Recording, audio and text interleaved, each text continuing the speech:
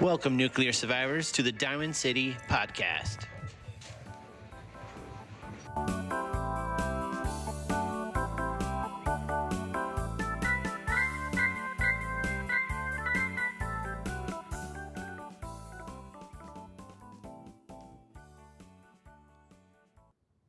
What up, Fallout fans? This is Andrew. And this is Jason. How's it going? Welcome to Diamond City Podcast. Woohoo! This is our premiere episode, so bear with us. Yeah, we're still hammering out the kinks. Sort of like... We just opened the vault. Yeah, you may have just opened the vault. I'm still working on that leather armor I've been working on for a year. You probably should get out of the vault, man. It's time. I want to make sure I'm good and prepared, okay?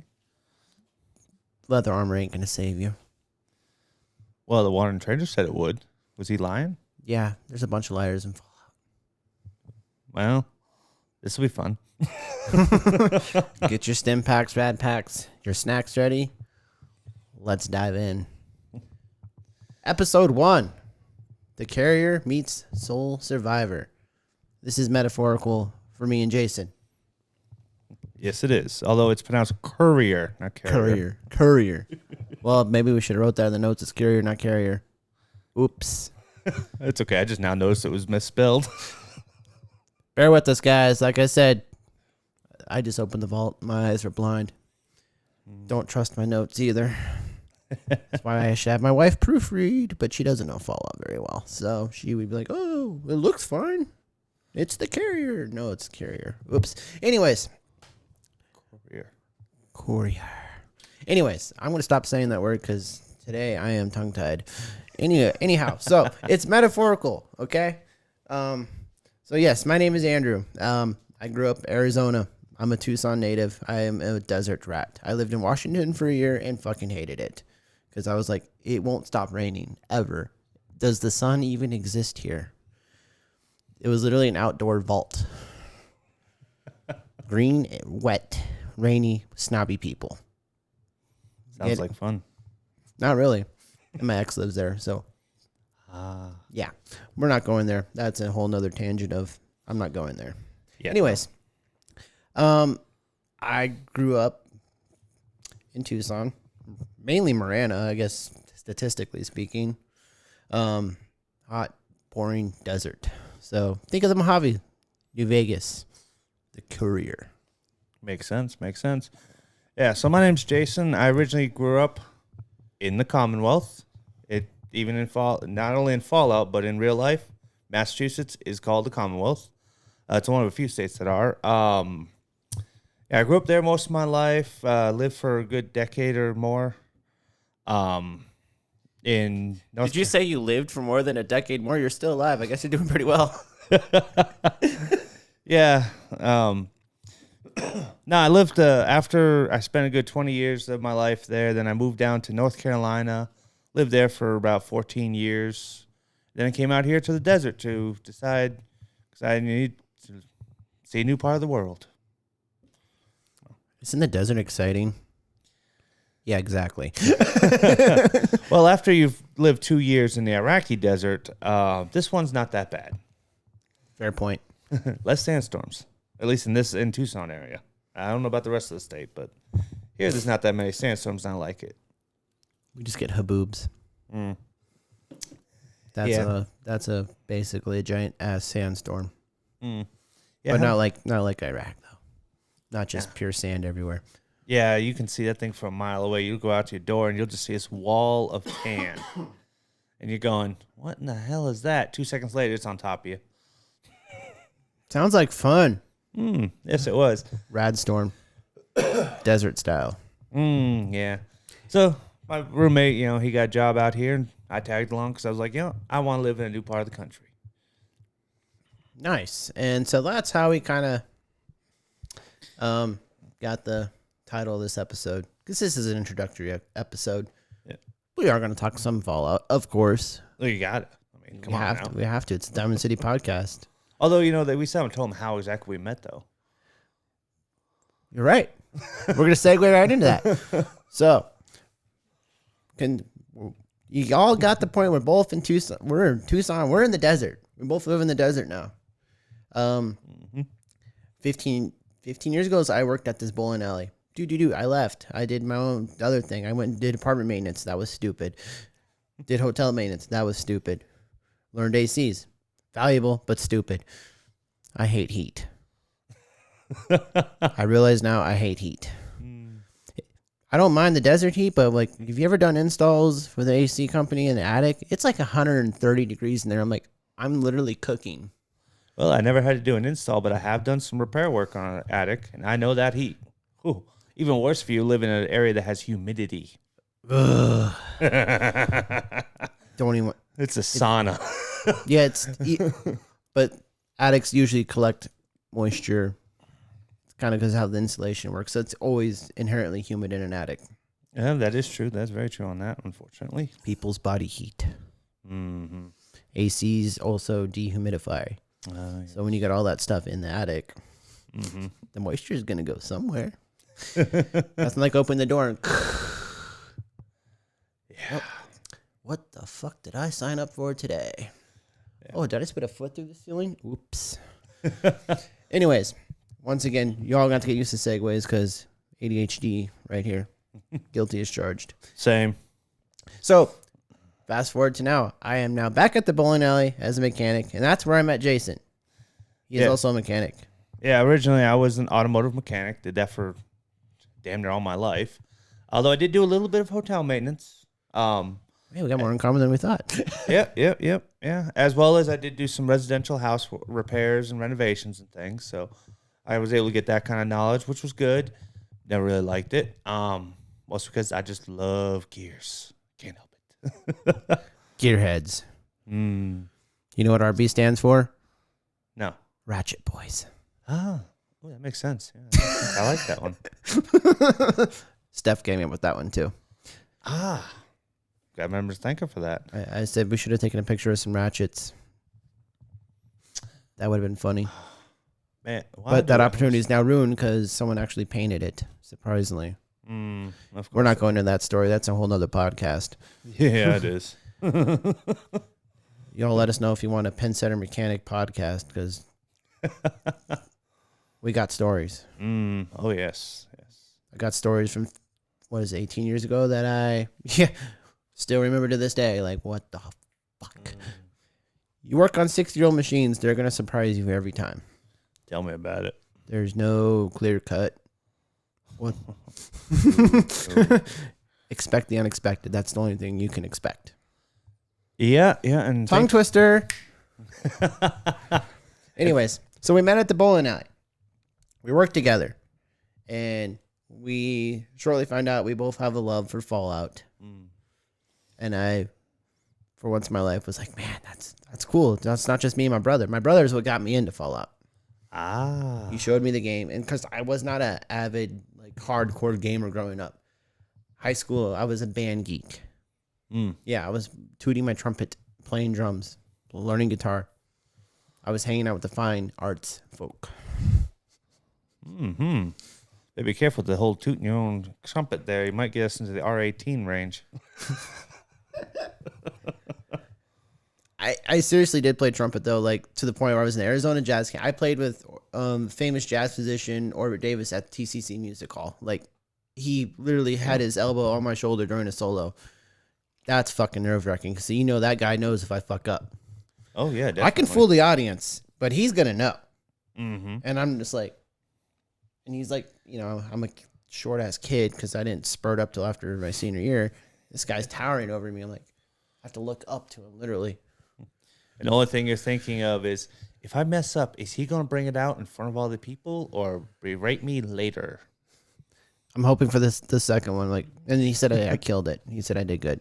Excellent. Yeah, actually, he had some really good advice for me, growing up and, follow my dreams, pursue them, keep practicing. And, he was also a trumpet player, so he knew, Oh, yeah. It wasn't just a band director. He knew the instrument, more than I did. And, get some of that insight and knowledge really developed my going to my future, By my senior year, I was instructional coach for the marching band. Nice. I could have gone home after fourth period, but I said, fuck that. I don't want to be home. I'm going to do symphonic band, concert band, which is the, freshmen, sophomores, their first high school band experience, teaching them how to march, the music. We all played the same music. We all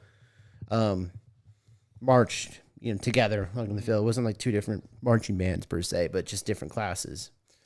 So a lot of times with the substitute teachers, they're like, Andrew will teach the class. What? Nice. Cool. Nice. Thanks, Mr. A.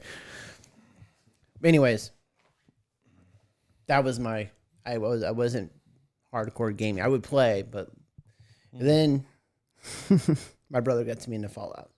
Yes. Oh, which one did you first get involved with? Which game, or which one? No, sorry, not involved with. Which was the first game you were introduced to? That's the word I want.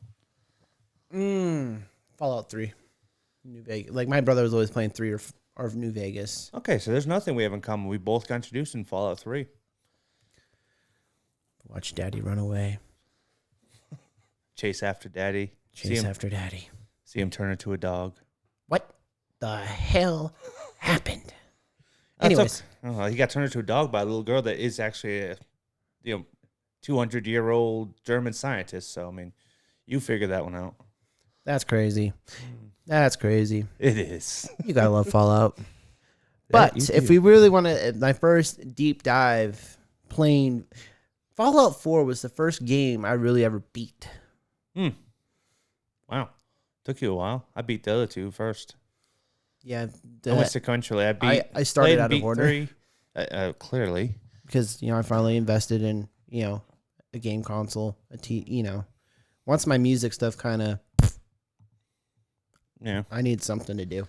Although it was kind of interesting, though. For me, I beat Fallout 3, first one I played. And then I went and I beat Fallout New Vegas. And while waiting for 4, well, both waiting for 4 and waiting for a console that I could play for, 360 just could not handle it. I'm still trying to get him on the Series X, guys. Come on, help me out. Cute. He's on the Xbox One right now. It's still a good console. Fallout 4 is about to get the remaster. It's still a good console. So anyways, yeah, but I beat them both just one time. And then I went back and played, the extensions or the add-ons. Expansions. DLCs. DLCs, yeah. But it's so weird. After playing through the DLCs, then went and I re-beat them again. But Fallout 4, I've only ever beat once. I have never beat it again. I've played all the DLCs, beat all the DLCs, but the main story, I have never, since the first time, actually finished that game. I only did it once. After that, never went back through the final one. Just always end up going on a tangent with some kind of mod or something, but never really beat it again. Only beat it once. It's kind of weird because I beat the other ones multiple times just to get different endings and whatnot by trying out different things. But Fallout 4, only once. And that was with the Minutemen. Oh, wait. No, I think it was Brotherhood of Steel. Wait. Maybe you need to go back. That's okay. I did the Institute first. I just want to get that one out of the way. Actually, come to think of it, I think I deleted the save that had where I actually beat it. So I have no idea who the hell I beat it with. It's been that long. Well, from that, we know Fallout 4 is probably not Jason's favorite. The hell it ain't. I've got that's the only one I've got mods on. Now, granted, the other ones were on 360, so don't have mods, and I don't know where the discs are to put them on or the Xbox One in order to, check for mods. Although I do have New Vegas on my computer. I just haven't played it yet. I got backwards compatibility, Xbox 360 at 3 New Vegas. I need to go back and actually finish those. I want to get ADHD. One of these days, though, I'm going to get 1 and 2 for the computer off of Steam because it's on there. It's available on Steam. I won't get those. I'm actually going to play those. Because I've seen people play it. I've seen videos on it. Never actually experienced it myself. Same. My brother had 1 and 2. I've never played it. Of course, his computer kind of died out on him. So that's another story. But that is true. That is true. My problem with Fallout 4 is, yes, I beat it once. Then they brought mods on and ADHD again. Well, that's the thing is, what can I do to this game? Oh, yeah, true that. I think that's the reason why the modding community for Fallout 4 is so good is most of the modding community and everything are ADHD people. That's the reason why it's so popular is because it's tailored for those with ADHD that don't just want to play through the normal stories or play through the normal DLCs. They want something new and exciting with it. And it's just got so much capability. I mean, yeah, they have the Creation Club, which Wait, was it 76 that went down and then came back, or was it Fallout 4 where they took it down for a while then brought it back? I can never remember. 76, I think. Oh, okay. Well, we're not Well, talking 76 had a bunch of hiccups on launch.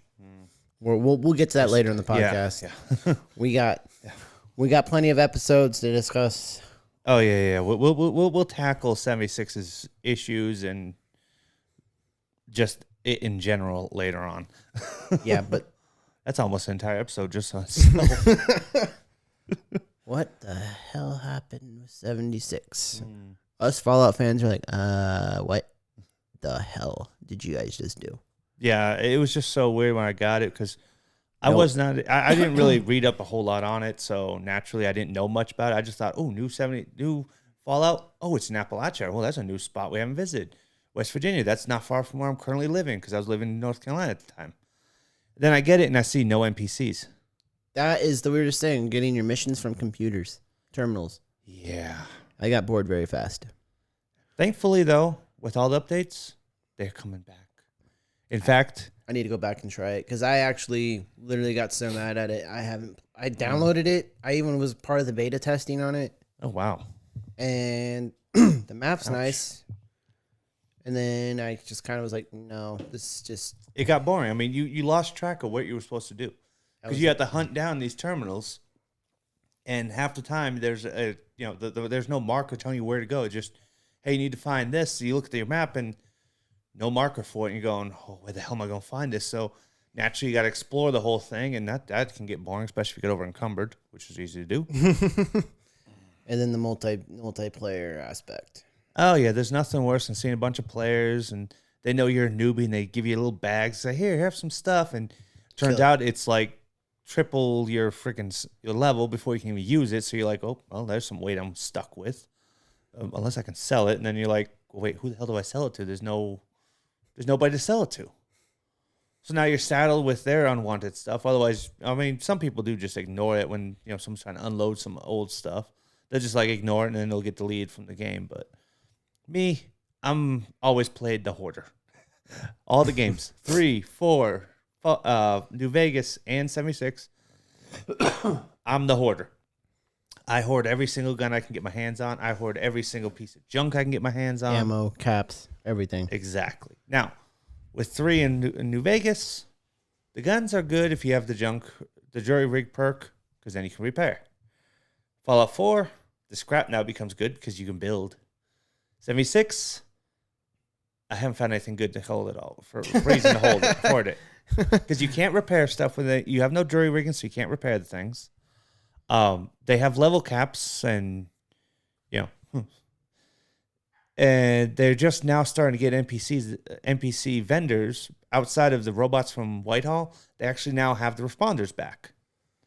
But so you now have people to sell stuff to. But I mean, if you don't have your camp nearby, you got to run all the way across the map, get your stuff, run all the way back, or walk in my case, and then trade it. Yeah. Like I said, we'll get into 76. That's a whole can of worms. But, yeah.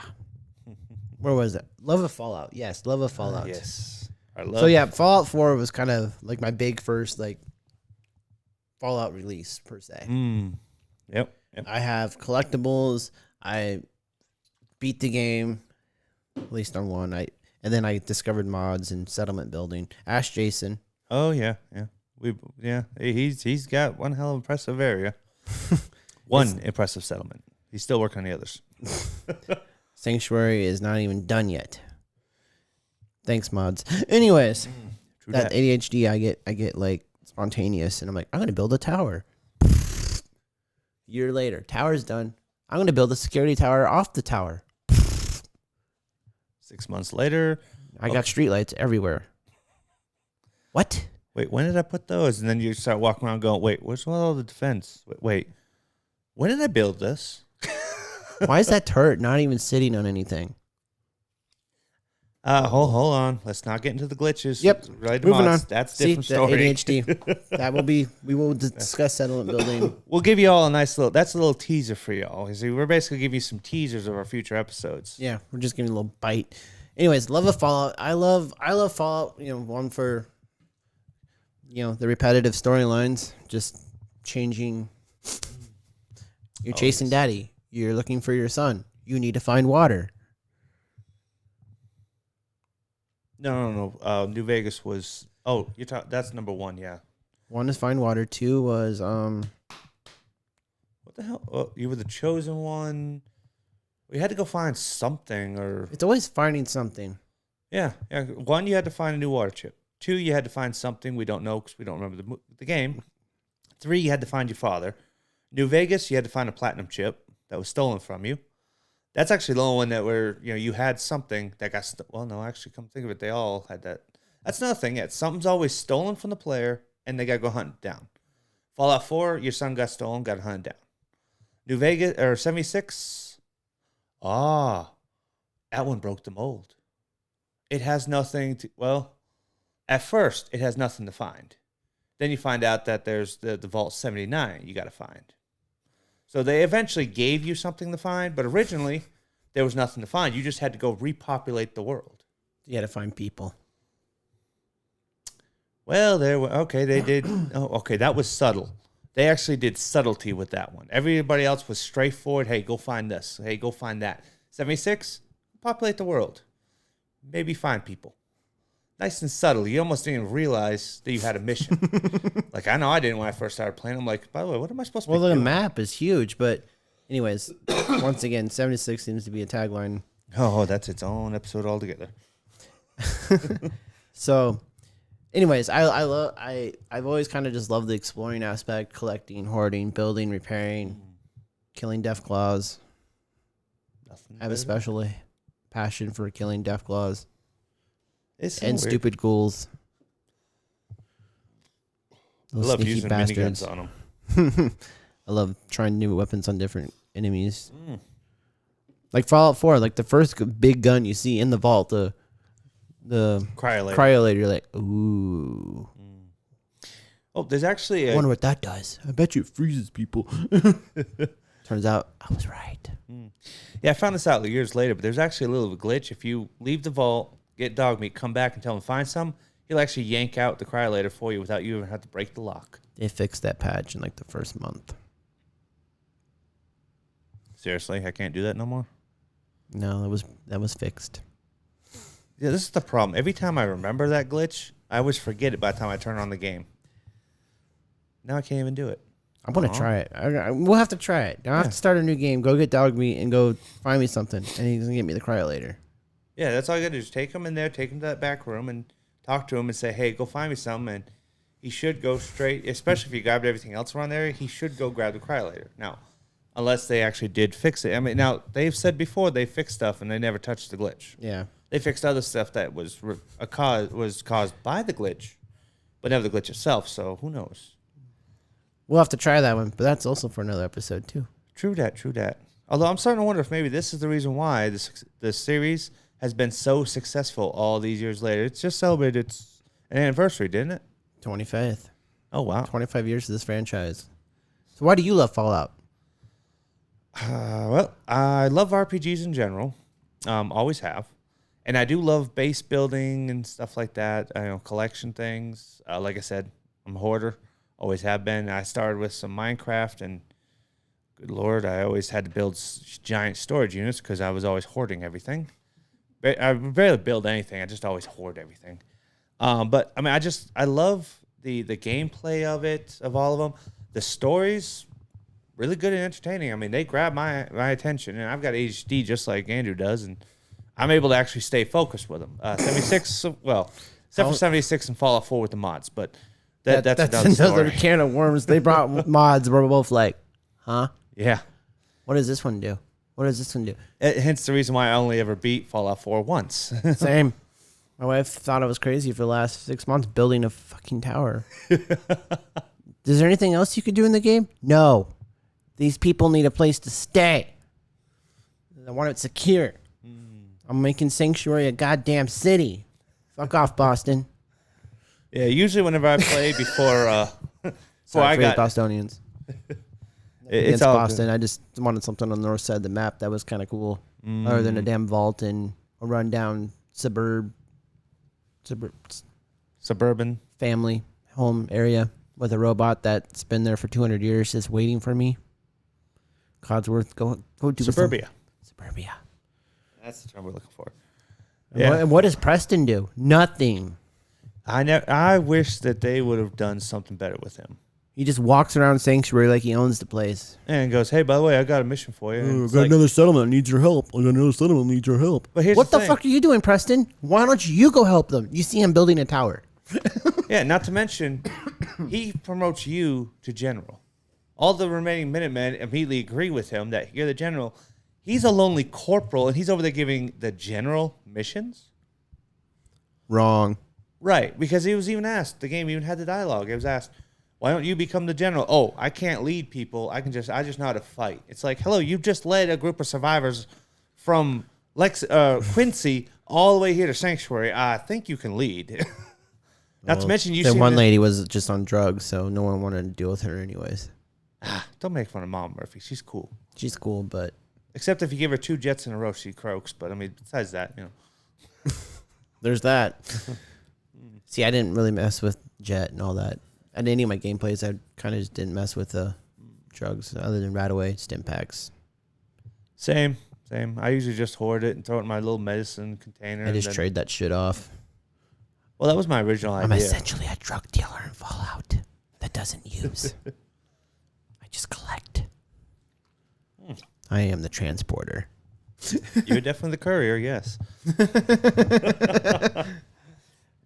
But that's some of the reasons. Like I love Fallout, like just all the collecting, like you can find stuff. The vault. I was going around looking for those little Vault Boy. Oh yes, in Fallout 4 all over the place. The bobbleheads. Bobbleheads, yeah. One of the best search and find aspects of any of the games was when they introduced the bobbleheads. I believe it was in number 3, as I recall. When they introduced those, oh yeah, it was just another gameplay that made it better. Yeah, cool. Hey, like the Easter egg hunt. Exactly, that's exactly what it was. You get little perks with it too. That's the best part. Is hey, it gives you a you get a prize when you find it. Woo! How many other of these guys are gonna find? Like, can you imagine if like Fallout 3 or 4 had like multiplayer and like everyone's looking for the same fucking bobblehead? There's like a line. It has to keep respawning. Well, actually, that's what 76 does. Well, we're not 76. The whole multiplayer aspect. I'm not sure why they. You know where Fallout 76 came from, right? Actually, no. If we're gonna go on this tangent, I'm just gonna dish it out. Yeah, why not? We'll give them more of a snippet. Fallout 4 had a test run of multiplayer. Oh, no shit. Do you ever notice how much similarities from Fallout 4 to 76 are? Well, I just figured it was because they run on the same engine. Same engine, but literally 76 was tested, wasn't released, but it was tested on Fallout 4. Yeah. To see how that engine would hold a multiplayer setting. Oh, yeah. I mean, they did the same thing with, Fallout 4, it was originally going to run on the same engine as Fallout 3 in New Vegas. But what they wanted to incorporate, that engine couldn't withstand it. Hence, they made a new engine for it. Thank God. Well, I've noticed that even going all the way back to Interplay, when they first started up, the very first Fallout 1 and 2 ran the same engine. Fallout 3 came along with Bethesda and the 3D aspect. The engine couldn't hold it. They made a new one. Fallout New Vegas, they tested on the engine, saw it would hold. Boom, Obsidian took the map from the engine from 3 and there they go. Exactly. They always seem to get 2 games on the same engine. But every time they want to make some major changes, they got to come out with a new engine, which we know Fallout 5, I've actually been reading along with this one more than I did with 76. But it's going to have its new engine because it's going to do things that none of the others in the series could do. What it is, they won't tell us because it's going to be out. It won't be out for another 6 years. They're so focused on Starfield right now. They're so focused on Starfield. I am praying to God that it's not a disaster. Let's not have another 76 launch, please. Well, with the way they keep pushing back all the other projects, I mean, originally they promised Fallout 5 would come out around between 2024, 2026. First time. Then they were working on Starfield at the same time. Well, then they started running some issues with Starfield, and they're like, oh, no, people aren't going to like this. Let's make it better. All of a sudden, Fallout down to 2026 to 2028. And we're still waiting for Elder Scrolls 6. Yeah, that one started. We got a snippet of a landscape at an E3. That is what we know. Oh, that's only because That's all they have. Well, during the first quarter of the development of Starfield and Fallout 5, they thought they were on a really good start with those two, so they wanted to bring another one out, another popular franchise of theirs, which was the Elder Scrolls series. People loved the hell out of those. So they started that one. And again, like I said, everything got shelved. Elder Starfield's Scrolls, having problems, guys. We all need to focus our attention on that. basically, yeah, that's what it boiled down to. So straight from Bethesda, they said, We can't have another 76 launch, boys. Can't. thankfully, yeah, they actually told the public that. They acknowledged the issues they had with 76, and they're like, we're not going to do this again. I'm sorry we have to push everything back, but we're going to make sure the next games. But what about the glitches? Well, that's another episode, too. Yes. But yes, Fallout 5, we are all anxiously awaiting what the new engine's going to look like. You need to update. You need to upgrade. I'll upgrade when it comes out. That's the reason I got the Series X was for Starfield. Well, yep, I'm going to get that. And Well, we're still waiting for Starfield now. Yeah, when is the? Well, I know this is going off our topic, but when is the release date for Starfield? September 2023. Oh, no kidding. Just around the corner. And yet they still going to say the Fallout 5 won't come out till 2030. Yeah, they said that now that they're going to do Elder Scrolls 6 and then Fallout. They're releasing They're releasing updates. So Fallout 4, if y'all haven't heard, is getting a remastered new gen version upgrade. Just think of it as the same treatment that Skyrim got. Except for Skyrim's on a different engine. This is going to be... You know what I mean? I mean that it came out for 360, and then they gave it a full remaster to come out on the Xbox One. That's what they're doing with Fallout 4 for Series X. They're giving a Series X, Series S upgrade. As if modders haven't really done a lot of the work for that one. But I'm also curious what that's going to do to my mods. Well, actually, I did do some research into that because we all know when Skyrim got its remaster, the mods for the original one didn't work. All the modders had to go back and redesign or how the mods would be able to interact with the game in order for them to work again. From what I heard, Bethesda is supposed to be working with the modding community to help them. Like I said, hold on just a second. Did you just say Bethesda's working with the modder community? Hey, thanks guys for doing stuff with the game we didn't think was possible and we didn't throw in there. So, on that note, we need your help.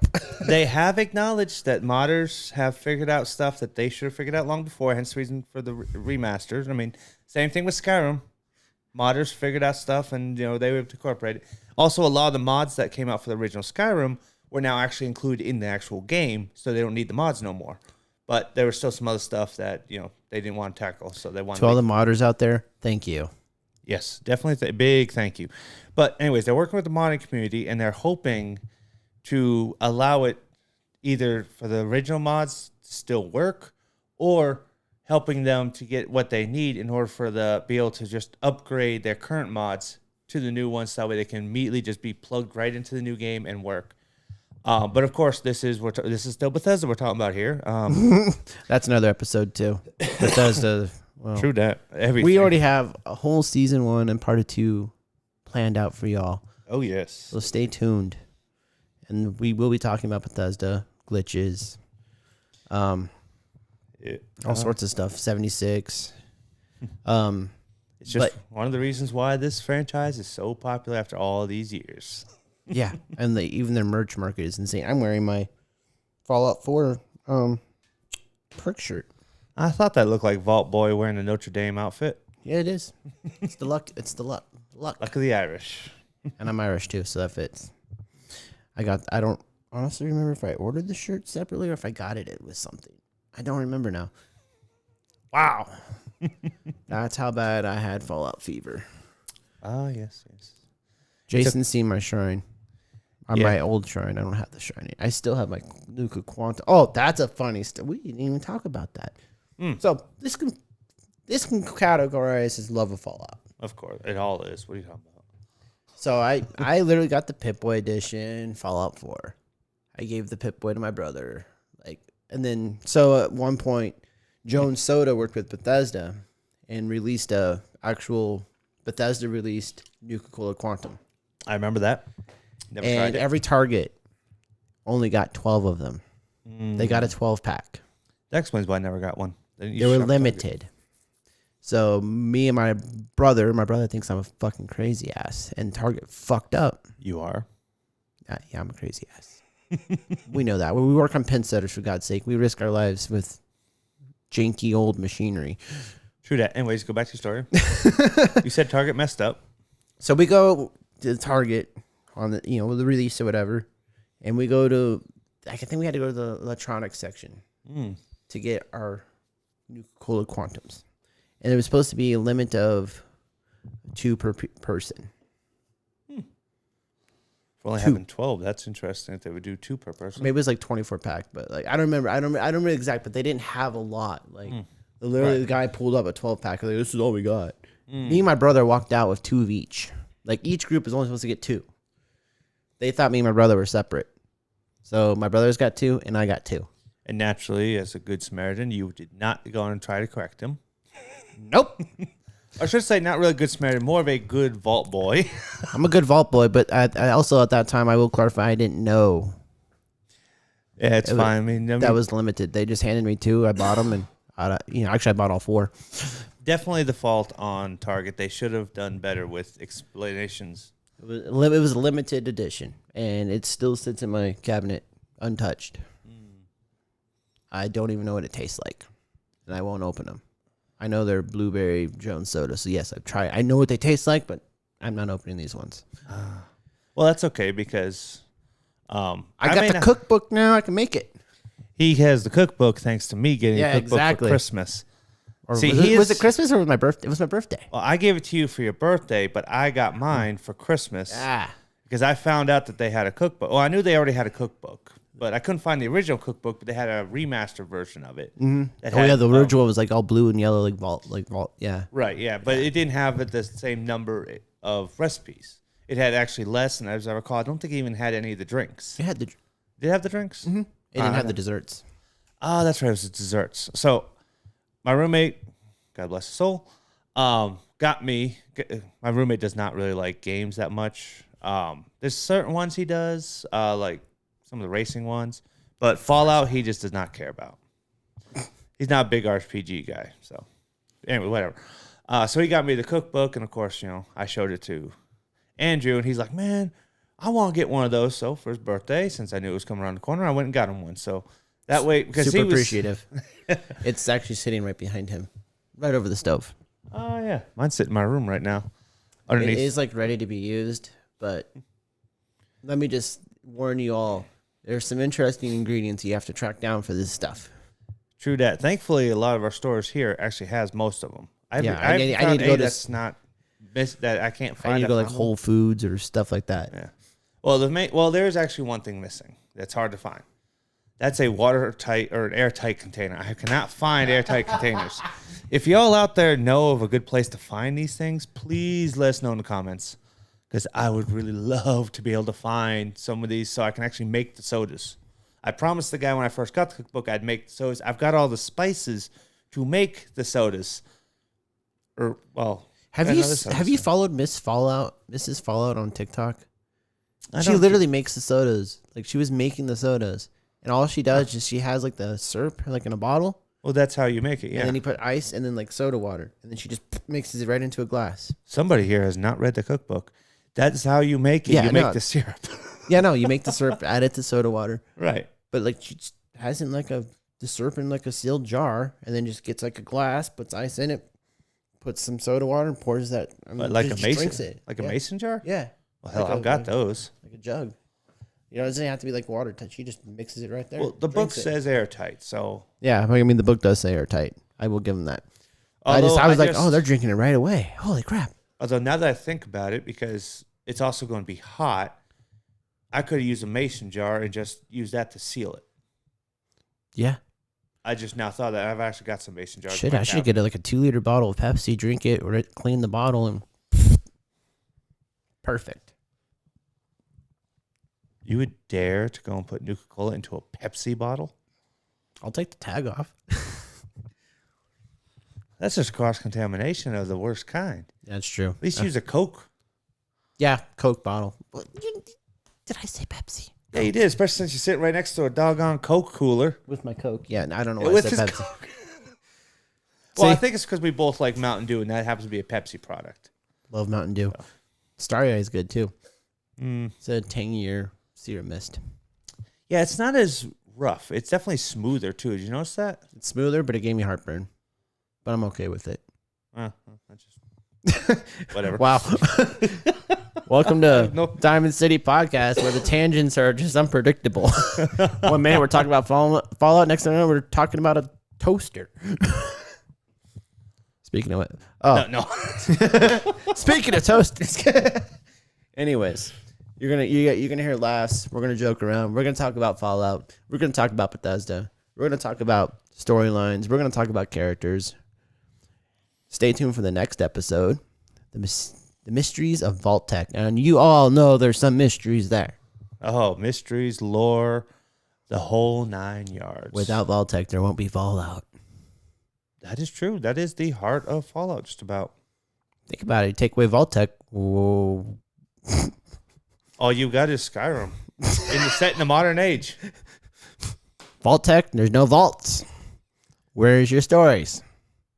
Who leaves what vault? That don't exist if you don't have Vault-Tec.